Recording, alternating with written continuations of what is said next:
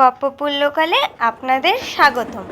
গপ্পপুল্লকালের আজকের নিবেদন কবিগুরু রবীন্দ্রনাথ ঠাকুরের হাসির নাটক রোগীর বন্ধু, যেখানে রেলের কামরায় দুজন সহযাত্রীর কথোপকথনে এক যাত্রীর মৃত্যু আসন্ন।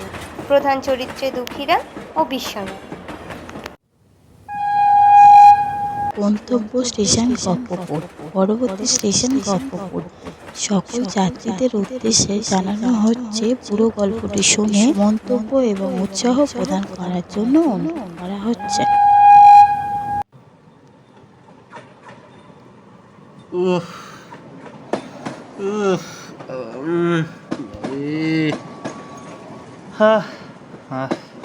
দেখছেন তো মশাই, ব্যামোর কষ্টটা দেখছেন তো? না, আমি তা দেখছি নে। আপনাকে দেখে আমার পুনর্বার ভাতৃশোক উপস্থিত হচ্ছে। সেই কি কথা? হ্যাঁ মশাই, মরবার সময় তার ঠিক আপনার মতোই চেহারা হয়ে এসেছিল। বলেন কি? যথার্থ কথা। ওই রকম তার চোখ বসে গিয়েছিল, গালের মাংস ঝুলে পড়েছিল, হাত পা সরু হয়ে গিয়েছিল, ঠোঁট সাদা, মুখের চামড়া হলদে। বলেন কি মশাই, আমার কি তবে এমন দশা হয়েছে? এই কথা আমাকে কেউ বলেনি। কেনই বা বলবে? এ সংসারে প্রকৃত বন্ধু কেই বা আছে? ডাক্তার তো আমাকে বারবার বলেছে, আমার তো কোনো ভাবনার কারণ নেই। ডাক্তার? ডাক্তারের কথা আপনি একতিল বিশ্বাস করেন? ডাক্তারকে বিশ্বাস করেই কি আমরা আকুল পাথারে পড়িনি? যখন আসন্ন বিপদ, সেই সময়ই তারা বেশি করে আশ্বাস দেয়।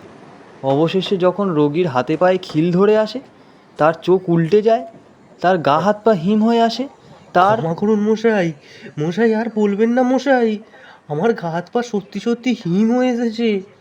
আপনার বর্ণনা সদ্যই খেটে যাবে কিন্তু। আরে দেখছেন মশাই, আমি তো বলেইছি ডাক্তারের আশ্বাস বাক্যে কিছুমাত্র বিশ্বাস করবেন না। আচ্ছা, একটা কথা আপনাকে জিজ্ঞাসা করি, আপনি কি রাত্রে চিত হয়ে শোন? হ্যাঁ, চিত হয়ে না শুলে আমার ঘুম হয় না। হ্যাঁ, আমার ভাইয়েরও ঠিক এই দশাই হয়েছিল। সে একেবারেই পাশ ফিরত না। আমি তো ইচ্ছা করলেই পাশ ফিরতে কিন্তু পারি আমি। তা এখন পারছেন, ক্রমে আর পারবেন না। সত্যি নাকি? ক্রমে আপনার বাঁ দিকের পাঁজরায় একরকম বেদনা ধরবে, ক্রমে পায়ের আঙুলগুলো একেবারে আড়ষ্ট হয়ে যাবে, গাঁট ফুলে উঠবে ক্রমে। দোহাই দোহাই আপনার, আর বলবেন না, আমার বুকটা ধড়াস ধড়াস করে উঠছে। আপনার এই বেলায় সাবধান হওয়া উচিত। তার চেয়ে খানিকটা আফিং তুতের জলে গুলে হরতেল মিশিয়ে খান না কেন? রাম রাম রাম রাম, তবে কি করা যায় মশাই? কিচ্ছু করবার নেই, আর কোনো উপায় নেই, এ আপনাকে নিশ্চিত বলছি। মশাই, আমি রোগা মানুষ, আমাকে এইরকমভাবে ভয় দেখাবেন না। ভয় কিসের মশাই? এ সংসারে তো কেবলই দুঃখ, কষ্ট আর বিপদ। চতুর্দিক অন্ধকার, বিষাদের মেঘে আচ্ছন্ন। হা হুতাশ ছাড়া আর কিচ্ছু শোনা যায় না। এখানে আমরা বিষধর সর্পের গর্তে বাস করছি। এখান থেকে বিদেয় হওয়াই ভালো। দেখুন, ডাক্তার আমাকে সর্বদা আমোদ আহ্লাদ নিয়ে প্রফুল্ল থাকতে বলেছে। আপনার এই মুখ দেখে আমার ব্যামো যেন হু হু হু করে বেড়ে উঠছে। আপনাকে দেখে আমার ভাতৃশোক জন্ম নিয়েছিল, কিন্তু এই অন্ধকারে দাড়ি ঝাড়া দিলেই 1.5 গুণ পূর্ত শোক ঝরে পড়ে। আপনি কি একটা ভালো কথা তুলতে পারেন না? এটা এটা কোন স্টেশন মশাই? এটা এটা গপ্পপুর। এখানে এবৎসর যেরকম ওলা উঠা হয়েছে সে আর বলবার নয়। ওলাউটা কি বলেন কি? এখানে গাড়ি কতক্ষণ থাকে? আধা ঘন্টা থাকে, কিন্তু এখানে 5 মিনিটও থাকা উচিত নয়। কি সর্বনাশ! ভয় করছেন কেন মশাই? ভয় করা বড় খারাপ। ভয় ধরলে তাকে ওলা উঠো আগে ধরে, লরি সাহেবের বইয়ে লেখা আছে। আপনি আমাকে ছাড়লে আমার ভয়ও ছাড়ে।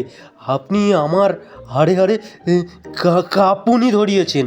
আপনি ডাক্তার ডাকুন তো, আমার আমার কেমন করছে। ডাক্তার? ডাক্তার এখানে কোথায় পাবো? তবে তবে তবে স্টেশন মাস্টারকে ডাকুন। হ্যাঁ, কিন্তু গাড়ি যে ছাড়ে ছাড়ে। তবে তবে গার্ডকে ডাকুন, গার্ডকে ডাকুন। আরে গার্ডকে ডেকে কি হবে? গার্ড আপনার কি করতে পারবে? তবে হরিকে ডাকুন, আমার হয়ে এলো। মনে করো শেষের সেদিন ভয়ঙ্কর, মনে করো। শেষ হলো আজকের নিবেদন রবীন্দ্রনাথ ঠাকুরের রুগীর বন্ধু। দুঃখীরামের চরিত্রে শুভ, বিশ্বনাথের চরিত্রে পলরব, গল্প পাঠে ও পরিচালনায় আমি ক্যামেলিয়া, ধ্বনি পরিকল্পনায় শুভ, পোস্টার ডিজাইন রিতম পাল। আগামী সপ্তাহে আপনাদের সামনে আরও একটি সুন্দর গল্প নিয়ে হাজির হবে গপ্পপুর লোকাল। আর গপ্পপুর লোকালের গল্পগুলো যদি আপনাদের সকলের ভালো লেগে থাকে তাহলে please follow, like, share and subscribe.